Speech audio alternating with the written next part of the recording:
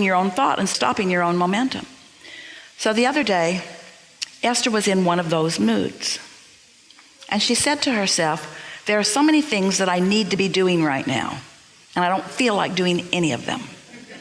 Our goal wasn't to get her to feel like doing those things she didn't want to do. We didn't think she should do those things she didn't want to do. Do you know that's what's got most of you paralyzed? You think that you're supposed to want to do things you don't want to do. So you're thinking, when you say, I should do it, which end do you put that engine on? Does it go over here or over here? I should do that. I'm bad for not doing that. I'm disappointing myself and others. Your inner being is calling you toward all of this enlightenment and all of this fun and all of this clarity, because your inner being knows where you are in relationship to everything that you want. So Esther is feeling that sort of paralyzation because she has set some engines on the other end. I don't feel like doing that, but I should. I don't feel like doing that, but I should. And you know what was really interesting? Such an interesting observation for Esther. That not only was she not about to do any of those things that she didn't want to do, she could not think of one thing she wanted to do. She couldn't think of one thing that she wanted to do. Now she has options. She's got a new bicycle that's pedal assist that she can go up steep hills on. That didn't seem like very much fun. She has a beautiful, beautiful little car in her garage that goes 0 to 60 in about half a second, begging for her to drive it. She dusts it off every now and again. That didn't inspire her.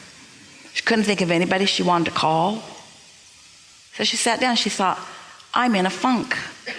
I'm paralyzed. All that stuff I need to do, and I don't feel like doing any of it.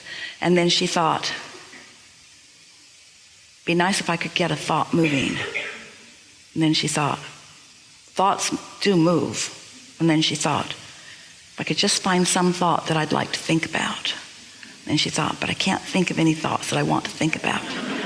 And then she thought, but there must be some thought that I'd like to think about. And then she thought, but I can't think of any thoughts to think about. And then she thought, I should make my bed. And then she thought, I don't feel like making my bed.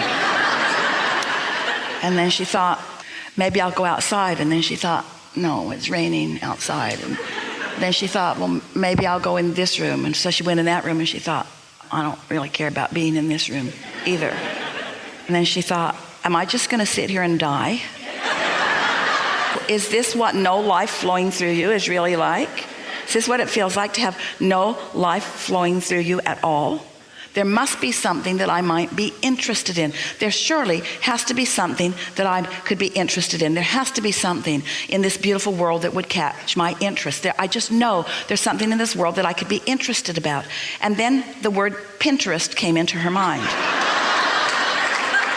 Pinterest and interest. Now, Tracy's been after her to look at Pinterest. Tracy sends her things from Pinterest all the time. Esther, she didn't ever want to look at Pinterest because she did not want to be distracted from the things she needed to do. Esther's been saying for a very long time, I have so much to do, I don't need any of these frivolous hobbies.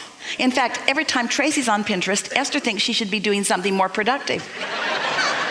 So Esther had herself in a real box because there was nothing that she wanted to do that she thought she should only do things that she should do, and she didn't want to do anything that she should do.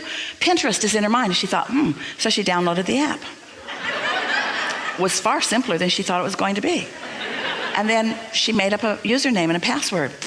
And then it showed her some things. And then there was a search bar, and she thought, I wonder what I could look at. And then it showed her some options.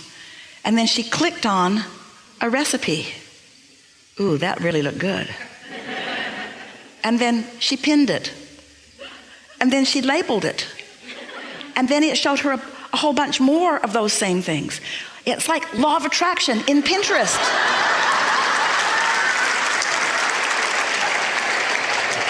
And then Esther thought, anything that I could want to think about it. And then she thought, ooh, I'm looking for some art for my Spencer house. So she looked up art, Renaissance, and all this stuff came up. And all of these artists, and she started clicking. 3 hours later, Esther had pinned not fewer than 1,000 things. and label each one of them in neat little categories. Her juices were flowing, and then she just got the best idea. She's looking through all of these classical pictures, not realizing that she really didn't even know who many of these artists were.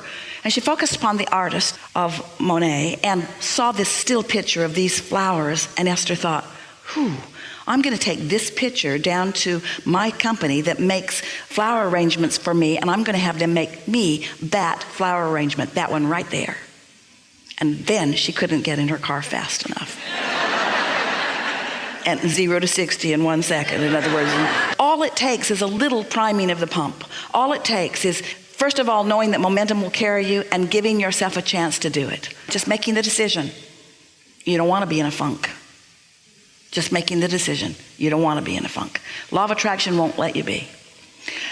We've gone way over time for this segment. The cameras are screeching at the end of their tape rolls.